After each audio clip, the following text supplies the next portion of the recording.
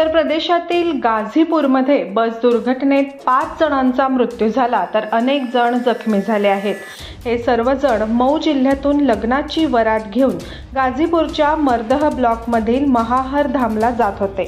मात्र रस्त्यात लग्नासाठी जात असलेल्या बसवर हायटेन्शन वायर पडली आणि बसला आग लागली। बसला आग लागली तेव्हा वधूही त्या बसमधून प्रवास करत होती। सुदैवाने आईमुळे ती थोडक्यात बचावली। ही संपूर्ण घटना काल 11 मार्च रोजी दुपारी घडली। मऊ येथील राणीपूर पोलीस स्टेशन परिसरातील नंदू सरोज यांची मुलगी खुशबू हिचा विवाह गाझीपूरच्या माधवपूर येथील रहिवासी रामायण सरोज यांचा मुलगा तेज बहादूर सरोज याच्यासोबत ठरला होता। गाझीपूर मर्दह ब्लॉकच्या महाहर धाममध्ये असलेल्या प्रसिद्ध शिवमंदिरात हा विवाह सोहळा होणार होता। मऊ येथील वधूपक्षाचे लोक बसमधून चढून महाहर धामकडे निघाले होते। लग्नाची मिरवणूक मंदिराजवळ पोहोचणार असतानाच बस हायटेन्शन वायरच्या प्रभावाखाली आल्यामुळे मोठी दुर्घटना घडली।